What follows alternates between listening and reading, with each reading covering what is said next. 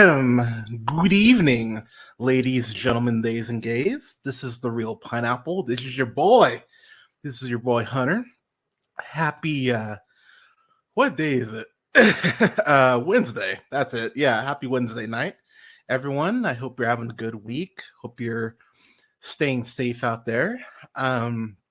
So it is WrestleMania week. If you are not a pro wrestling fan, WrestleMania is the biggest wrestling event each year, put on course by World Wrestling Entertainment. This year, it emanates from Philadelphia, Pennsylvania, where there's several shows going on this weekend, including a NXT Takeover, which I'm excited for, as well as a Ring of Honor. A Ring of Honor Supercard of Honor show. What's up, Afternoon Tune? I might I don't know what I'm going to be on the Afternoon Tune next. Who knows at this point? It feels like I just stopped by. Give me a sec, goddamn. So all right. I'm going to talk about AEW here mostly, but I want to talk about a few things because I've got a little time to spare before I start feeling actually tired. So just to get it out there, streaming has been a bit erratic because of this new job I started, and training was pretty difficult. And unfortunately, I got let go this past couple days ago. So I am once again looking for a job. So if you are a company that needs someone who will do streams every day or do reviews every day, holla at your boy, because I would love to get paid to do this shit. But for now, taking the week to be sad and bummed about it, but get back to it. Job apps, this upcoming week. It's not ideal, but I'm gonna be all right. It sucks. So with that unpleasantness out of the way, yeah, let's talk about I know I said I was going to talk about AEW, but I do want to talk about WrestleMania. So the WrestleMania card as it currently stands right now. So let me see. So Saturday nights, you know what? Fuck it. I'll just give predictions right now. Why the fuck not? So, the card as follows. For night one, because it's a 2-night event. It's like the third year in a row they've made it 2 nights. So night one on Saturday is going to be Rey Mysterio and Dragon Lee. Fucking love Dragon Lee. Versus Santos Escobar and Dominic Mysterio. That should be fun. Dirty Dom Mysterio, one of the best heels in all of wrestling right now. We got Bianca Belair, Naomi, and a Jade Cargill versus Damage Control, which is Dakota Kai, Asuka, and Kairi Sane. We've got a 6-pack ladder match for the undisputed WWE Tag Team Championship. So we've got the Judgment Day, Damian Priest and Finn Balor versus Awesome Truth, The Miz and R-Truth versus DIY, Johnny Gargano and Tommaso Ciampa versus New Day, Kofi Kingston and Xavier Woods versus New Catch Republic. I really do hate that fucking name. Why not just call him Mustache Mountain? Come on, like that was better. British Strong Style. Pardon me. Pete Dunne, Tyler Bate versus A-Town Down Under, which is Austin Theory and Grayson Waller. We've got Jay Uso versus Jimmy Uso. We've got the Intercontinental Championship on the line. Gunther versus Sami Zayn. The Women's World Championship. Rhea Ripley, mommy, versus Becky Lynch. And then to close out night one, we'll have The Rock and Roman Reigns versus Cody Rhodes and Seth Rollins. So, okay. I'm going to go through my predictions real quick for night one. Rey Mysterio beat Dominic Mysterio last year at Mania. I don't think he should have. I really think that Rey should have lost that match. He didn't. Still a little peeved about that. I think they rectify that this year. I think we get Dominic Mysterio pinning his dad on the big stage. I think Dominic and Santos win that one.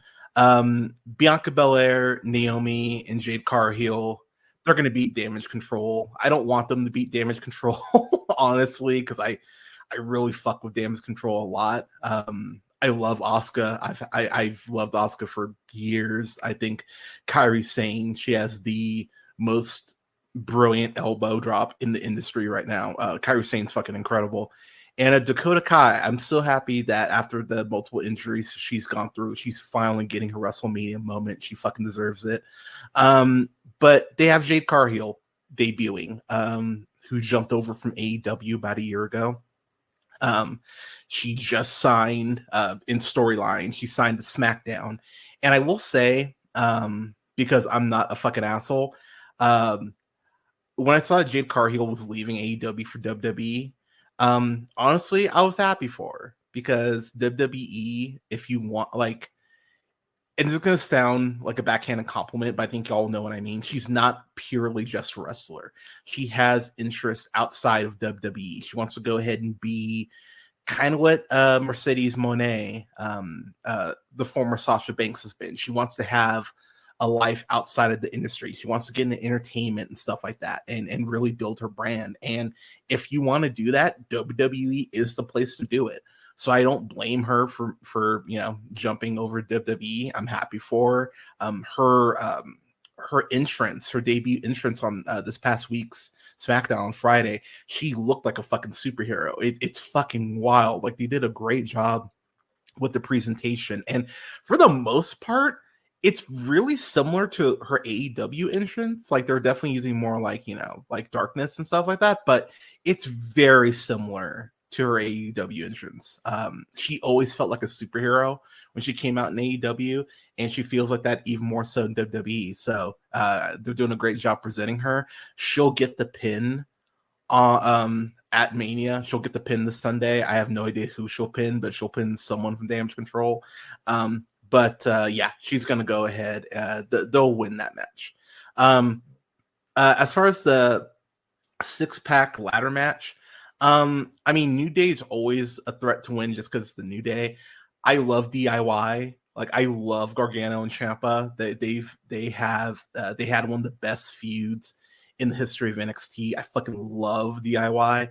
But the story they've been telling with R-Truth kind of being a part of the Judgment Day and them turning on him and him and The Miz kind of hooking back up to go ahead and try and take them down. That's the story right there. So I feel like we're heading towards, I don't know if it's a Judgment Day split necessarily, but I think their reign as far as being tag champs is about to come to an end. So I think that the Awesome Truth will go ahead and win the tag straps. Jay Uso versus Jimmy Uso. Brother matches at Mania. I mean, you get Brett versus Owen at WrestleMania 10, which is still one of the best Mania matches of all time, one of the best openers of all time.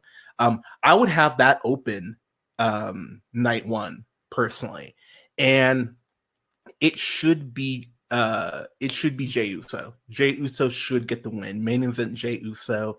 Jimmy Uso just cost him the Intercontinental Championship against Gunther. It should be Jey Uso. Jey Uso should win it. That's my pick there. Intercontinental Championship, Gunther versus Sami Zayn. It should be Gunther. Gunther's over a year as the Intercontinental Champion. He's officially the longest reigning Intercontinental Champion of all time. I fucking love Gunther. He feels like a final boss, unlike The Rock. He actually feels intimidating and imposing and everything you want from a champion. I love Sami Zayn. I've been a fan of Sami Zayn ever since he was El Generico in Ring of Honor. I fucking love Sami Zayn. This is not his time. It should have been Chad Gable. Afternoon Tune, motherfucker, will you give me a second? I will get there. Goddamn. I'm going up the card. But it shouldn't be Sami Zayn's night. Chad Gable really should have beaten Sami Zayn a couple weeks ago on Raw. for that number one contendership for the Intercontinental title. It bothers me he didn't, and I think WWE this is something WWE does, and I think that I think it's almost like they get in their own way for the sake of getting in their own way. It's very frustrating, but I think Gunther's going to go ahead and retain because they have a pay-per-view coming up in Berlin, I believe. I don't see a world where Gunther doesn't go into that show as a champion, so he'll beat Sami Zayn here. So yeah. Going on to Rhea Ripley versus Becky Lynch. So okay, there is no reason. Let me say this. So Becky Lynch has not resigned. Apparently, apparently she has like less than 2 months left on her current deal. Which, let me just say this: if I'm WWE, if I'm TKO, how you don't re-sign one of your biggest female stars? Fuck that, one of your biggest stars. Period. How you don't re-sign them last summer? I don't get it. I don't know how you let a contract get this close to one of your biggest stars, especially a woman who has a best-selling book out right now. I actually have her book saved on my Audible. Once I finish my John Moxley book, that's the next book I'll move on to, is Becky Lynch book. I don't understand how she's not re-signed. I think that's actually really disrespectful to her. And to be quite frank, I don't think she's winning. There's no reason to beat Rhea Ripley at this point. I think Rhea Ripley's reign has been, I don't want to say underwhelming. I think they could be doing more with her as far as a champion. She had a great match with Nia Jax at Elimination Chamber. What was that, like 6 weeks ago? But Rhea, like Becky, should not be being Rhea. This should be used to really establish Rhea as that dominant woman on the brand by having her beat one of the best female wrestlers in the last 20 years. She should beat Becky Lynch. And if they have Becky beat her, it's a giant fucking mistake. So I really hope they don't do that. So I would, don't do that. So, but I'm going to say Rhea Ripley. And then the main event for night one, The Rock and Roman Reigns versus Cody Rhodes and Seth Rollins. Okay. So let me let me get this out of the way. My big thing with WWE, and it's always been a complaint of mine, especially for the last like decade, their over-reliance on part-time wrestlers. I understand they're making money hand over fist. I get it. I know that's what always comes down to. It always comes down to money. It's never the quality of the product. But I understand that there are fans who will just go, well, The Rock is the biggest star in Hollywood. And I'm like, is he? Is he though? Because look, let's call it what it is. The only reason The Rock is back in WWE right now is because TKO said that if you're a board member, we'll give you the rights to all your catchphrases and the term The Rock. So Dwayne Johnson owns all that now. And two, because his attempted coup to take over DC Comics, which is what he was trying to do. There are multiple articles laying it out. He was trying to become the head of DC, basically, with Black Adam. And that shit didn't work. That's the only reason why he's back. That's the reason why he crawled back to the Fast and Furious franchise, because he put all his eggs, or whatever the Samoan equivalent is, he put all that shit into Black Adam, and Black Adam didn't work out. So then it's like, well, let's go crawling back to the Fast and Furious franchise. Let's go back to WWE. And let's call it what it is. The Rock is what, 50, 51, I think. He's 51. Soon to be 52. He's going to be 52 in less than a month. Yeah, there you go, Afternoon. Put all his coconuts in that basket. The man's going to be 52 in less than a month. I'm sorry, he hasn't wrestled a one-on-one match that's lasted longer than 5 seconds in about 12 years. And that was against John Cena at WrestleMania 28. And the last time that happened, he tore his pec and all this shit. He got hurt very badly in that match, and that match suffered because of it.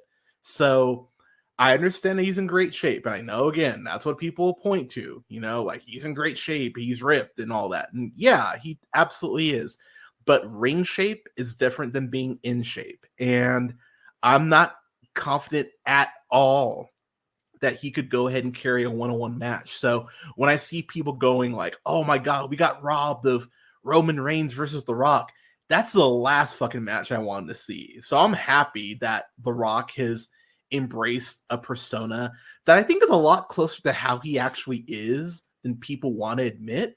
I think The Rock is a total asshole. He comes across like a very entitled douche at points. Like, again, nothing wrong with that, but that's definitely how he comes across to me.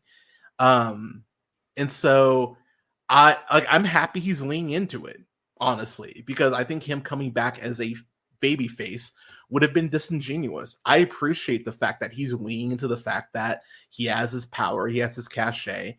Now, I would be more into this if this didn't come in the wake of this whole Vince McMahon scandal, which WWE fans, like, let's not forget that's a thing. That I know Vince McMahon isn't there, and everyone at WWE and TKO is basically going la la la la la. Vince isn't here, la la la la. Just because you do that doesn't mean that the problem's gone away.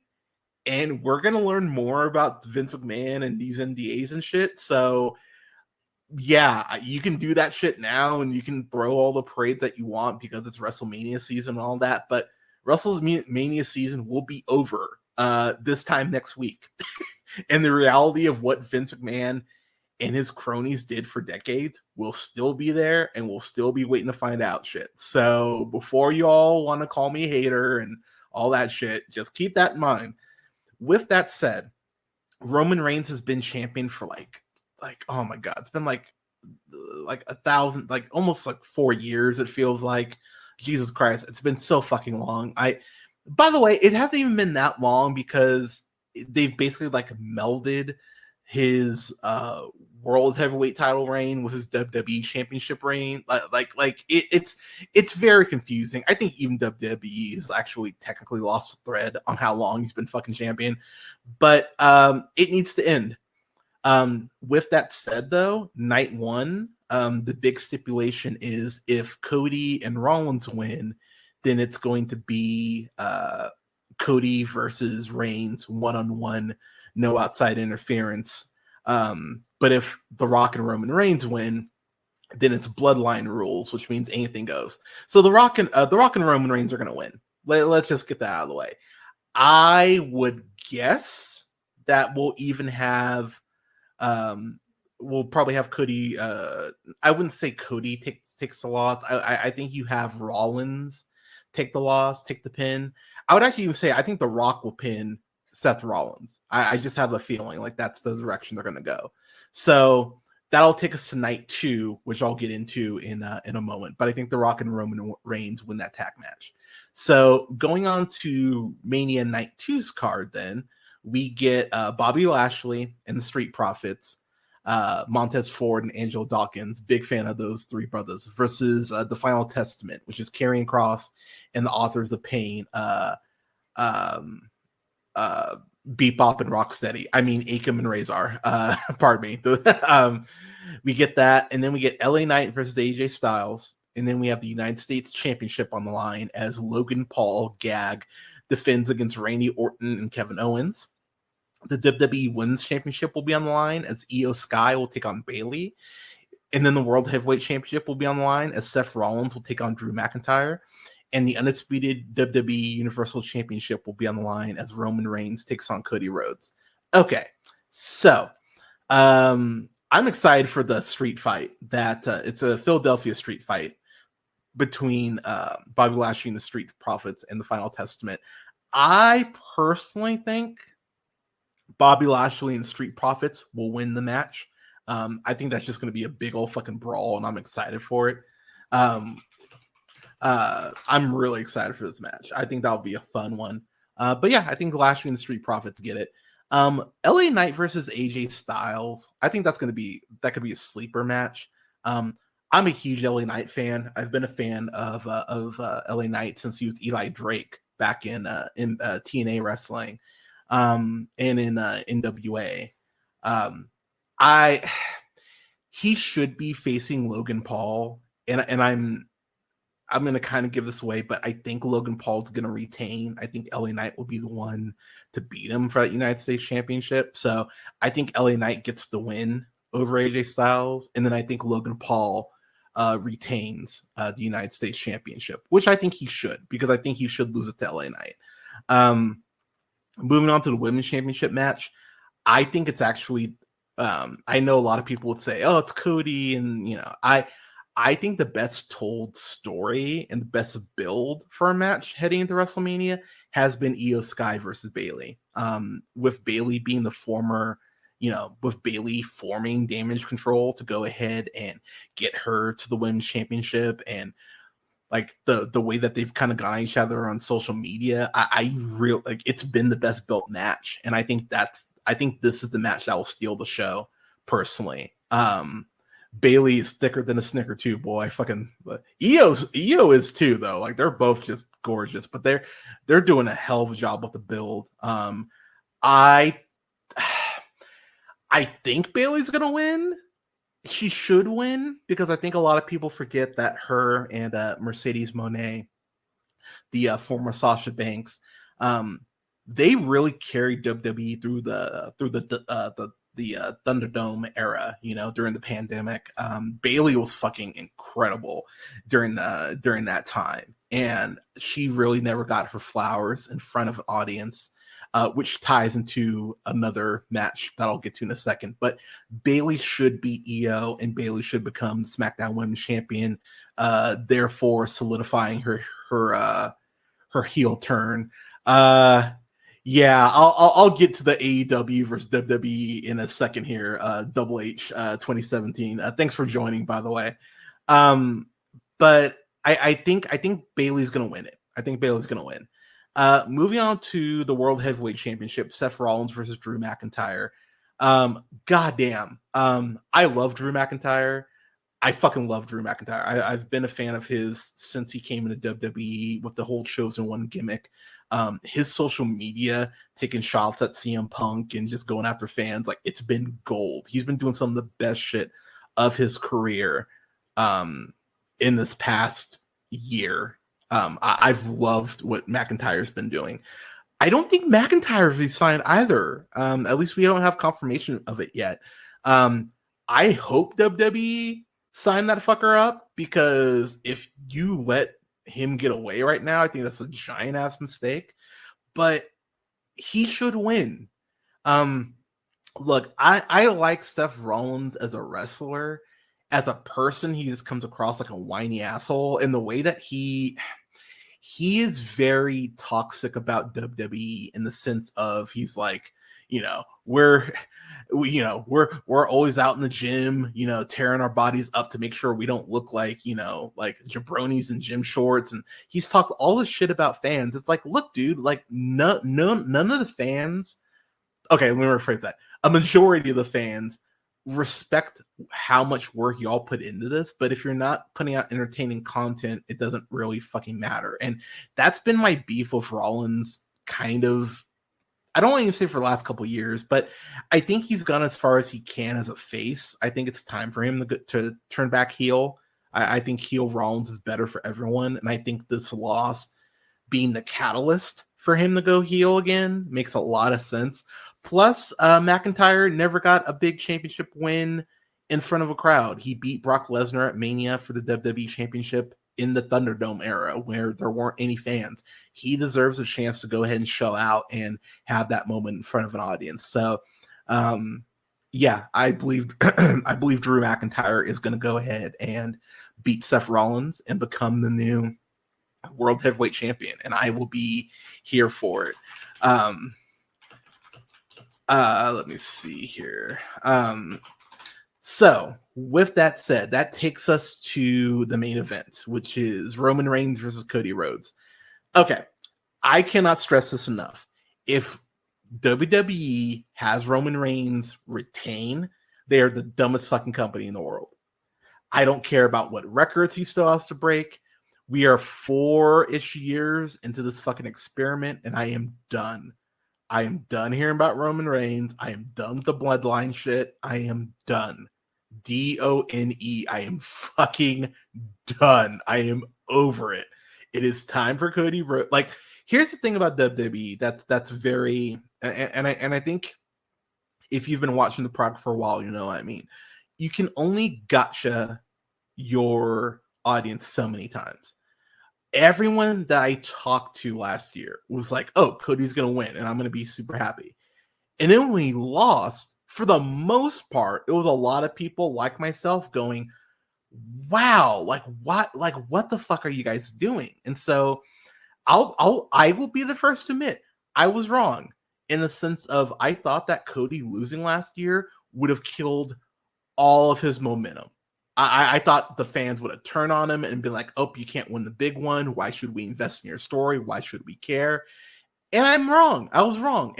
But now let me be clear. I don't think WWE was expecting that. I think WWE thought the way a lot of us did. I think WWE was like, oh man, they may not get behind Cody or stay behind him.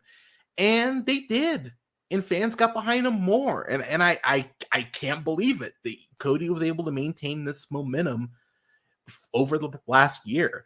And again, I don't think that's really on WWE. Like, I'm not giving them a ton of credit for that, because even his matches against Brock Lesnar, I thought were okay. Like, they were good, but they weren't great matches. It's pretty wild that Cody's been able to maintain this momentum for the past year. I got to give him all the credit in the world for that. Yeah, so here's the thing, Double H 2017. If Cody doesn't win, dude, it is like, I think you kill Cody if he doesn't win. And I'll be real too. He did confirm that he just re-signed. It would be madness if they didn't have him win. It would be fucking ridiculous if they didn't have him win. So Cody has to win. Now, for those of you who actually watch WWE regularly, if you caught on this not this past Monday's Raw, but the week before, where The Rock laid the smackdown. Oh, hey Larry, what's up, man? Where The Rock beat the shit out of Cody and left him bloodied, and you see the production truck, and it had Austin and Cena on the truck. That's very clearly done intentionally, and it feels like we're gonna get this Avengers in-game. The bloodline has beaten Cody down, and it looks like he's gonna lose and be killed, and then all of a sudden we hear we hear John Cena's music come out, and then we're gonna hear that glass shatter, and we're gonna see Stone Cold come out. Like if they pull it off right, that could be an amazing fucking moment. And maybe we get to see The Rock take a Stone Cold. Like, I'm sure we will. We get to see The Rock get hit with a Stone Cold Stunner and do that sell again. And I mean, there's a lot of opportunity for that to go down just brilliantly if they set it up right. So while I'm not as confident in it as I should be, because again, I don't think there's ever been a company that actively hates its audience the way that WWE does. Like, they really just seem to go out of their way to just piss off their audience. I do believe that WWE will do the right thing. I do believe they will put Cody over, and I do believe that Cody will finally finish the story and beat Roman Reigns and end this fucking nightmare that has been going on for too fucking long. I believe it's coming. So I'm gonna I think it's gonna happen. But I'll be real, y'all. I have it like at 70%, 30%. Like 70% of me. Actually, I wouldn't even go that high. I'd go like 60-40. Like, there's this part of me that goes like, they could have Roman Reigns win. They really could, and it would be stupid if they did. But I don't know. We'll see. But Yeah, so I don't know, man. I'm excited though. I'm excited for the match, and I will have a full WrestleMania review. I'll probably do that Monday morning. I'm still figuring out. I don't think I'm gonna do it Sunday night, but I'll probably do it Monday morning.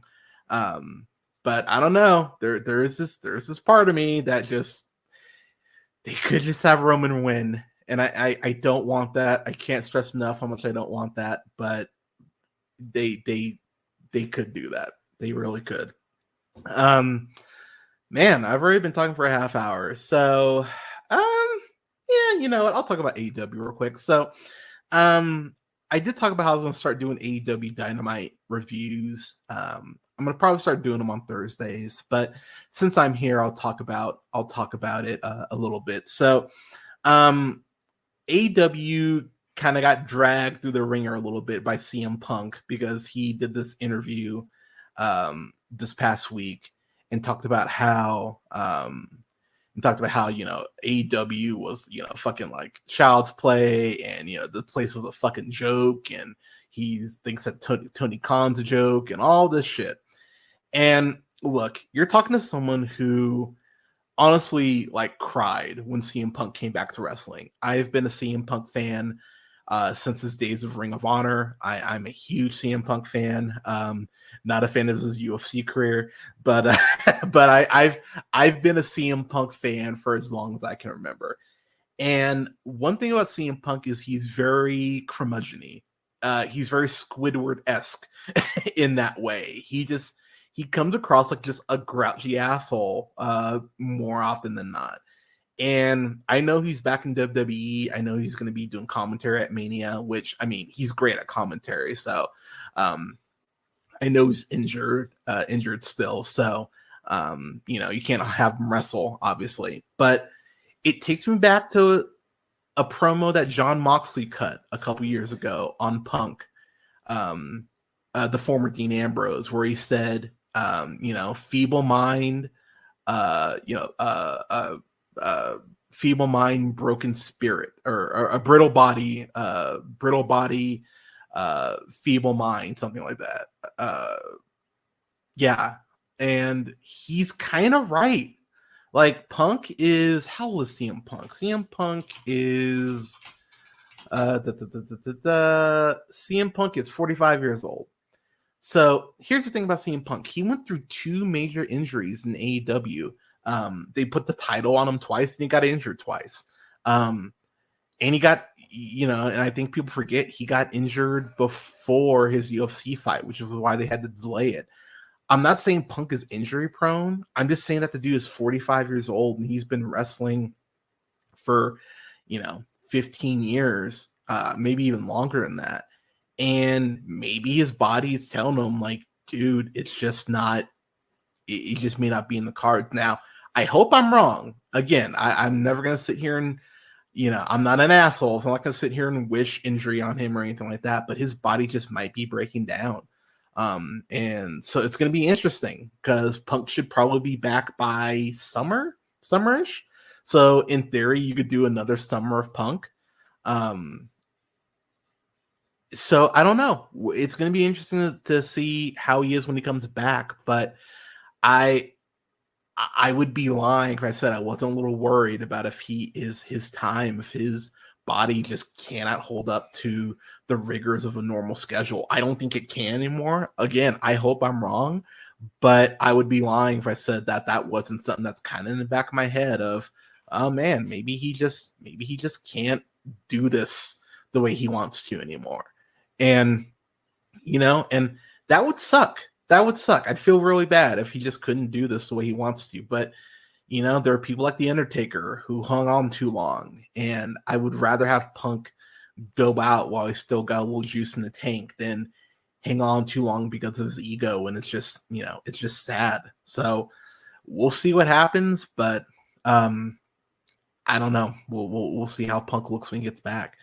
Getting on to AEW Dynamite, Adam Copeland, the former Edge, came out and gave this really great speech talking about how He wrestled in WWE. He grew up watching NWA and really talking about the tribalism in WWE, not in WWE, but just in general for wrestling fans, about how um um like it's really wild to me how AEW's been around for about 5 years. And as a wrestling fan, I watch WWE a little bit. I don't watch like the shows. I'll catch like a clip or two off of like like a YouTube account, or maybe on like Twitter or something like that. But I personally don't watch the product anymore. The reason I don't actively watch the product is really because of the Saudi deal. And the way that I saw WWE going out of their way to try to sabotage AEW even months before AEW launched, I just went, this is fucking gross, y'all. Like, you're WWE. Like, you should be focusing on, like, you're the number one wrestling company in the world, whether I like it or not. Just profit wise, they're the number one. Now, in terms of quality, that's a totally separate discussion, but they are the number one wrestling organization on the planet right now.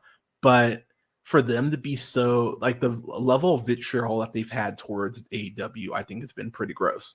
Now, with that said, I am not absolving Tony Khan, because Tony Khan has taken his fair share of shots at AEW as well, or at a WWE as well. So I'm not acting like WWE is just the bullies here. Like, there's definitely been shots thrown and taken from both sides. But Adam Copeland came out tonight and, flat out said that he loves pro wrestling and that he decided to go ahead and end his career in AEW because he wants to end his career with his best friend, Christian Cage, aka Jay.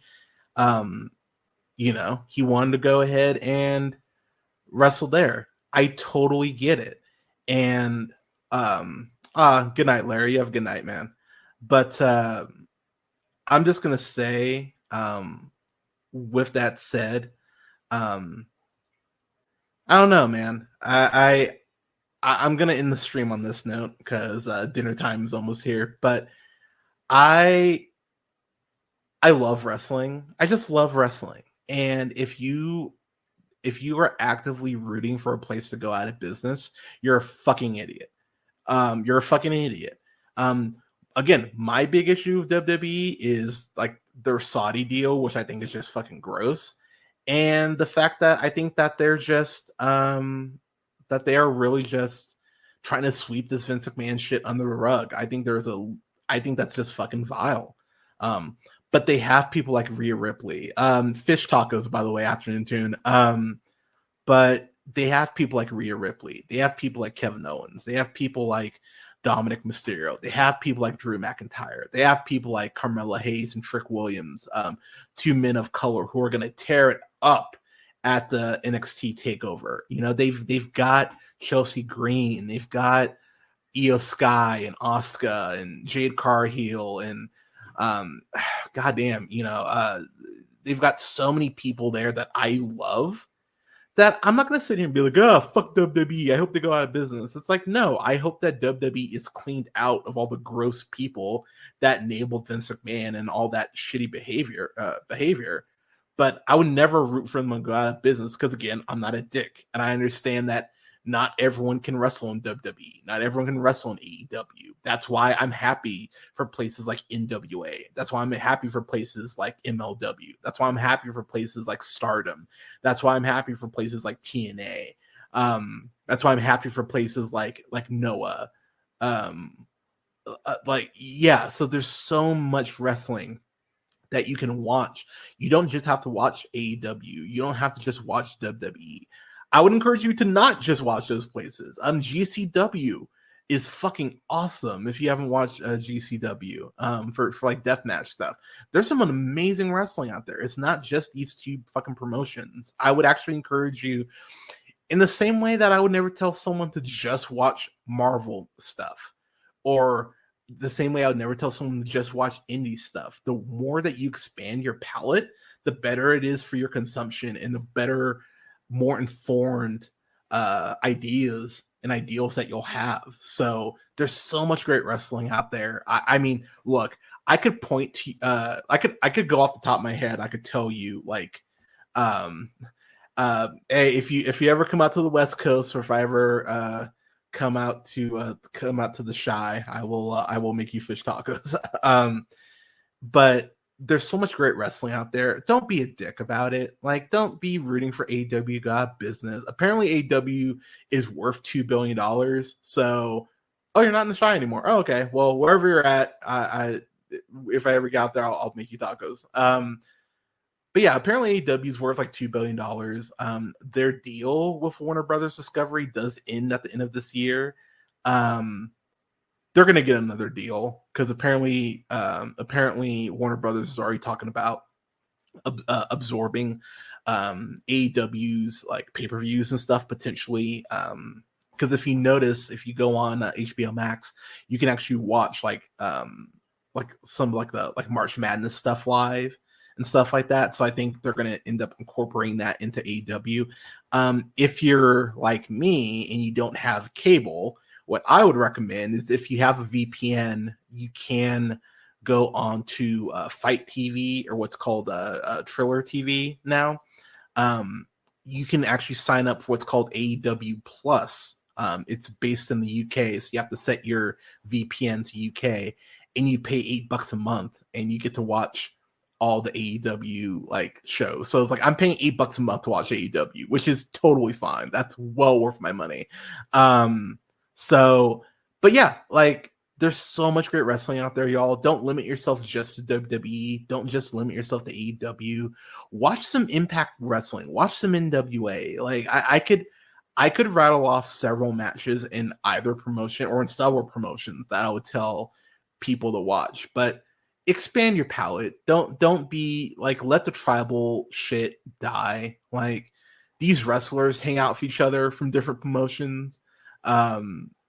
We can, as fans, like criticize what we like and still like what we like, you know. Like I have been as ride or die about Marvel as anyone I know, and I still criticize Marvel and I still criticize Disney.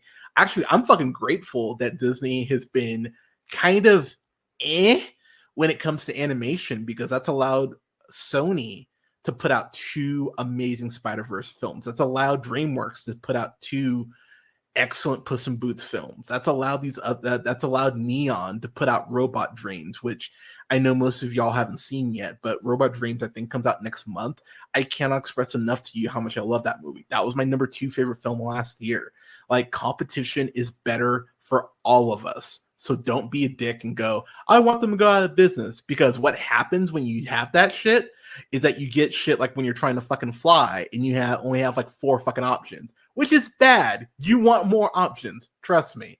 So yeah, get over the tribalism, people, and just enjoy what you like. But with that said, for the rest of the week, I'm going to be streaming on Friday at 5 p.m. Eastern, 2 p.m. Pacific. I'm celebrating 10 years of doing the podcast, which is so fucking wild. It's going to be 10 years of doing the Real Pineapple, which I still can't believe it's going to be 10 years. So I'm going to be celebrating by re-reviewing the first big film that we went ahead and uploaded back when it was me, when Scott Collin and I. I'm going to be re-reviewing Captain America, The Winter Soldier. I'm so excited to revisit that movie. So that's going to be on Friday at 5 p.m. Eastern, 2 p.m. Pacific. Saturday morning at I'm going to say 11 a.m. Eastern, 8 p.m. Pacific. I'm going to be reviewing Ring of Honor, Supercard of Honor. I'm really excited to go ahead and get into that show. That's one of the big shows from this upcoming weekend.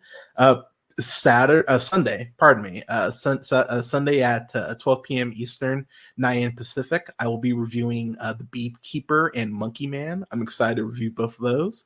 And then on Monday at 11 a.m. Eastern, 8 a.m. Pacific, I will be reviewing WrestleMania 40 in full. I'm going to be watching both nights over the weekend, but I'm excited to bring all of that to y'all. I don't know what the rest of next week's schedule will look like, but I will keep y'all updated on that Monday. Monday, I'll have more of a clear understanding. But everyone, thank you so much for listening. I know I didn't review AEW Dynamite proper, but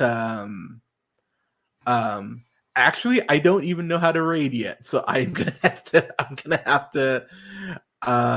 I'm still figuring out streaming. I'm still figuring it out, but yeah, I'm gonna go ahead and get out of here, y'all. But I really appreciate all your support and for sticking around with me.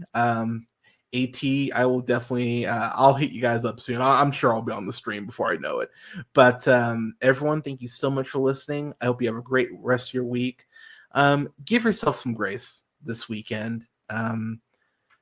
I know that life feels heavy. I know it's been a lot for a lot of us. But please stay safe out there. Take care of each other. Give yourself some grace.